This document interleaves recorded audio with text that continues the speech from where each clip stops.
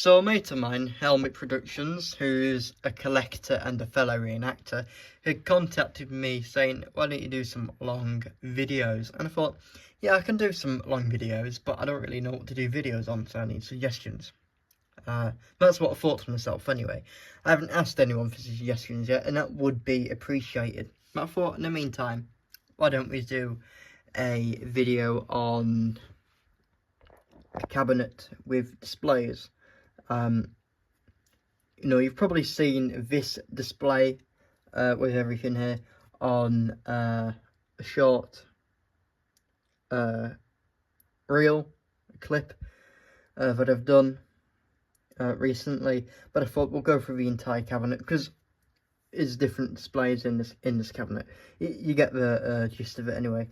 So yeah, what this is, what I've tried to put together anyway, is kind of like a Homefront-y, a vacuum-y kind of display, especially with the suitcase, because you see in the London Blitz, you see the young kids with suitcases and the gas masks and things like that. So I thought to myself, what I can do in a bit more detail is, obviously everything speaks to it, most of it speaks for itself. You can see what it is, I don't need to explain, but I thought for people who don't really know much about what's on display here and throughout this cabinet, I thought may as well pick bits and pieces out, go through it and say what's what. So it's going to be a bit of a rambling video, just talking about bits and pieces in the display and the origin of it, you know, like where I got it from, if I can remember, how I acquired it and all that. So we'll start from this side. We've got a wartime suitcase, and this came with a bunch of pictures. A lot of them I think are post-war.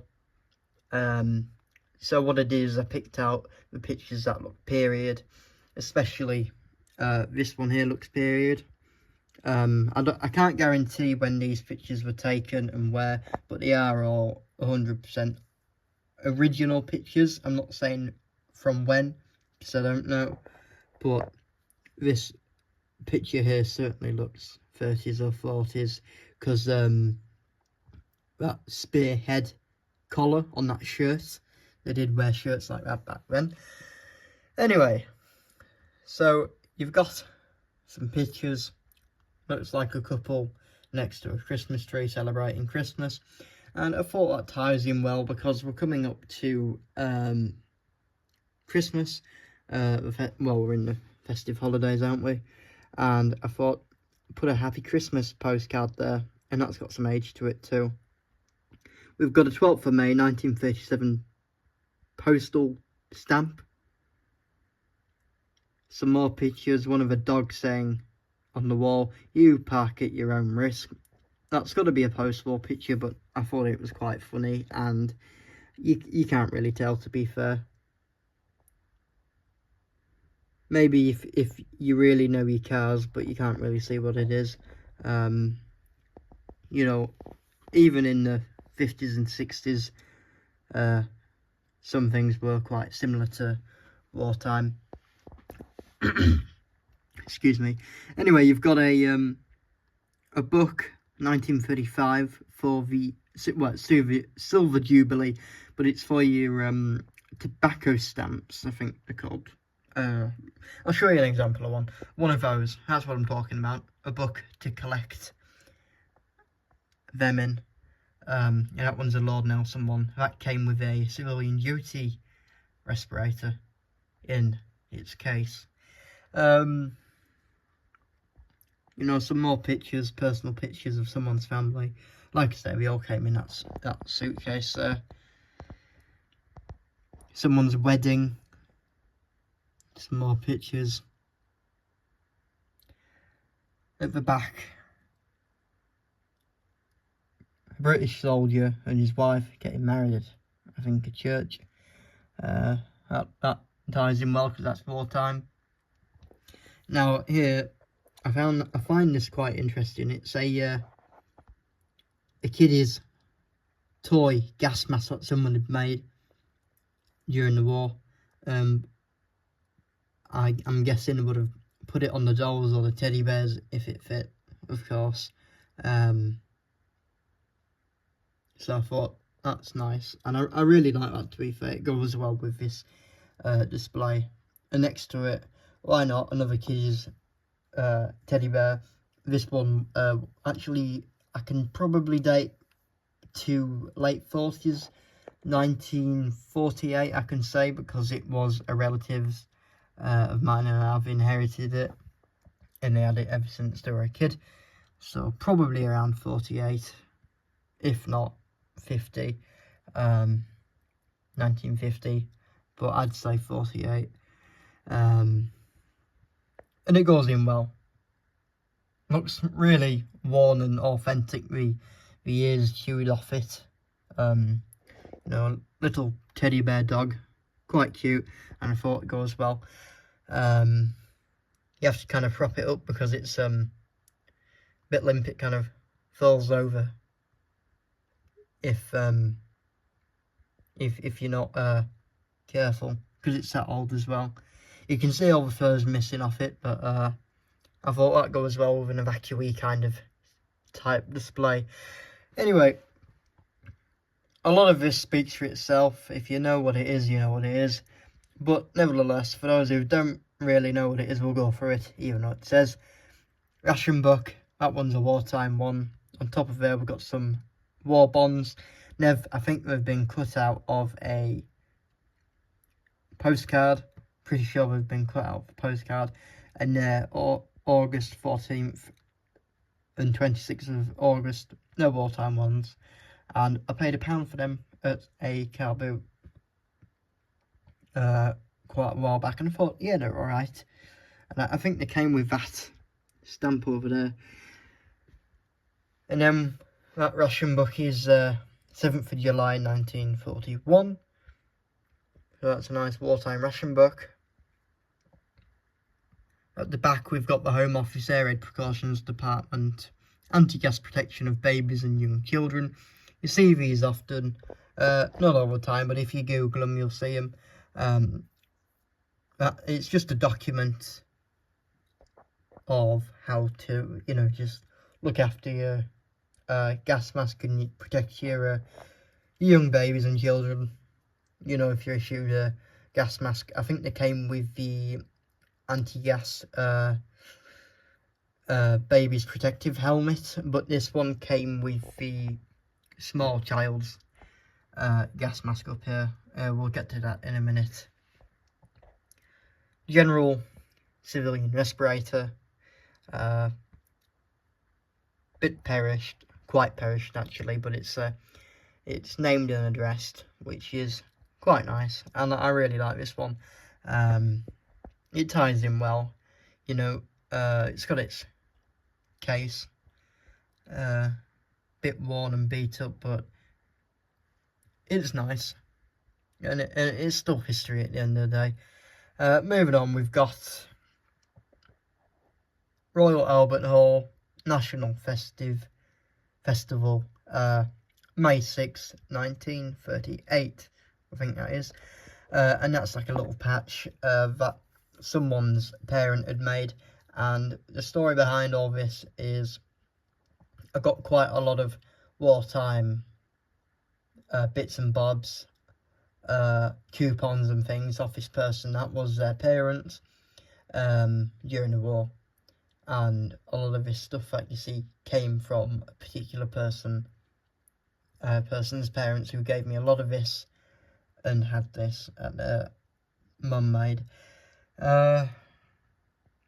Supplementary clothing book, wartime one, that came with that too. Identity card, that's a 1951, but King's Crown, that's a relatives as well. You can't tell because it's not open. I mean, you can't tell it's not a wartime one because the dates are on the inside. Ration card, Monday 5th April 1943, that also came from the same person. a document under there. I can't remember what it's for, but it's a wartime one. Like I say, cigarette card there. Clothing book, 1946, 1947. A post-war one, but you know, it's only just after the war. It fits in well, and that came from the same person. Small child's respirator, a lot of the time called Mickey Mouse, and they were never called that. But for the sake of this video, we're going to call it Mickey Mouse, even though it's not. It doesn't look like Mickey Mouse. But that can wait for another video when I explain about that. And that came with the Home Office Air Raid Precautions Department anti-gas protection of babies and young children leaflet. That was in the bottom of the box. I don't know if there's any dates under there. Is a lot number, you're not going to see it well. I think it might be Avon on the inside, if I can remember, 39 or 40. But anyway, that's not relevant. An old 620 brownie, box brownie, and that came with a leaflet actually shoved inside, a manual on how to operate it, and that was dated 1937 and had someone's name on.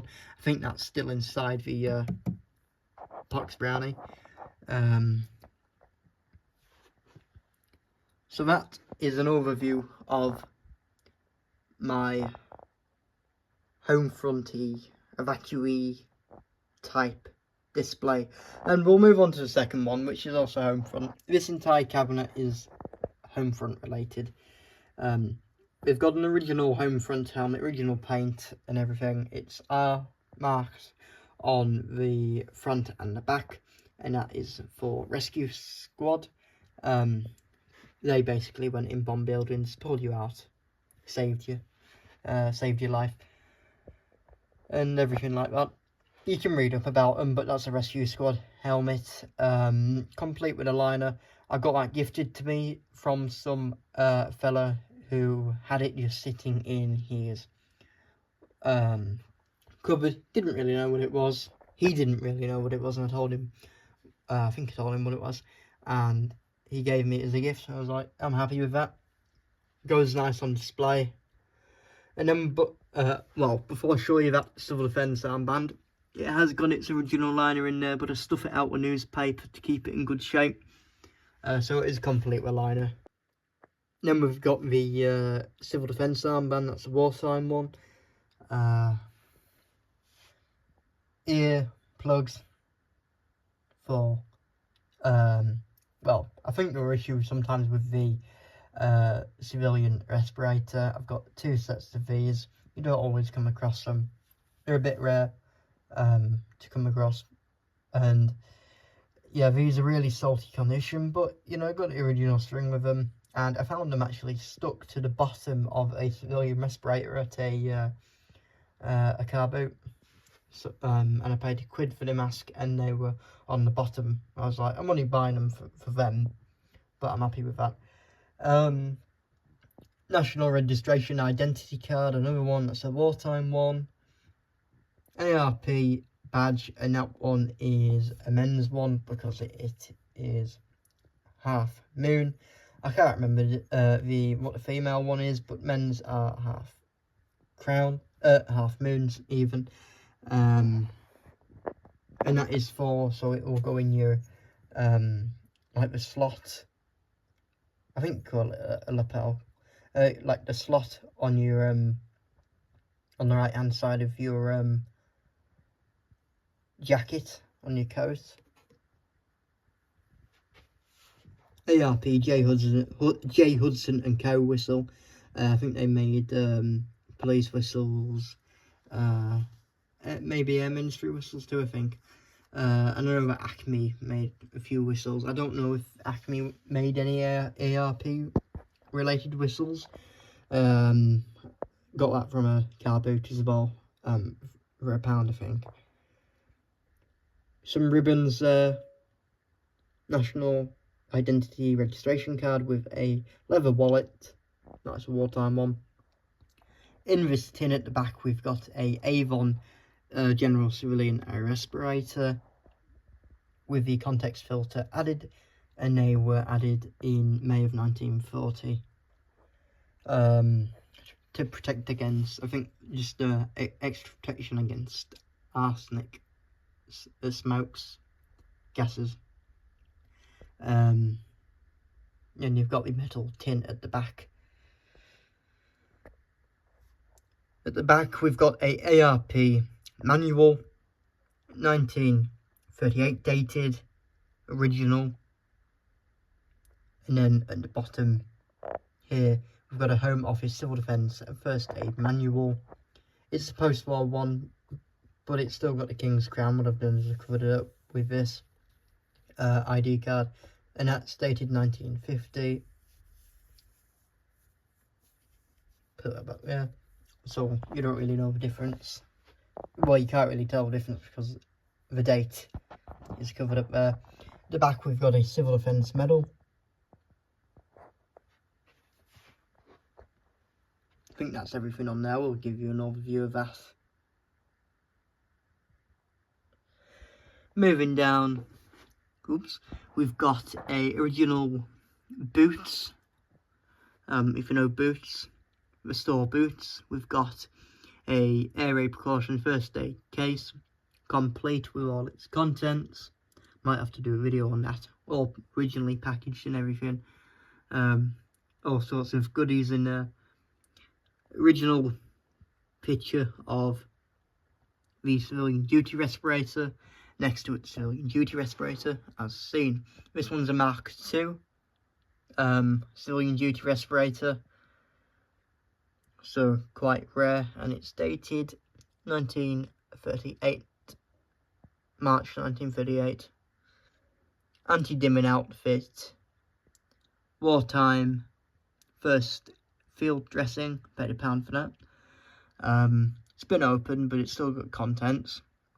Chart of war gases, and that is a original and not a reproduction, and that's dated 1942. And I will say original because a hell lot of them are reproduced. This is a original chart of war gases leaflet. I've only seen 1 or 2 originals. I'm not saying they're rare, but a lot of them are reproduced.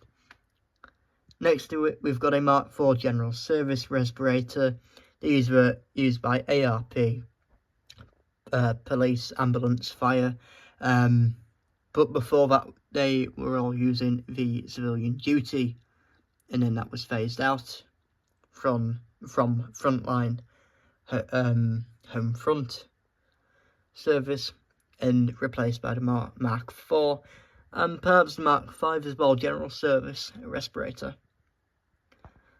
Give you an overview of that. And I think it's a short on this video. I'll have to do one on this one. I know there's one on this shelf. Then at the bottom, it's not a part of the display, but I've put some bits and pieces for storage there. We've got an anti-gas 1935 Rassel, Soldier's Playbook, and some other bits and pieces. So, I hope you enjoyed me talking boring for God knows how long. And I give you a bit of a, well, I'll try my best to give you an overview of the entire cabinet display. So that is my World War II Homefront Display cabinet. Hope it wasn't too boring, and I hope you found it interesting. See you in the next one.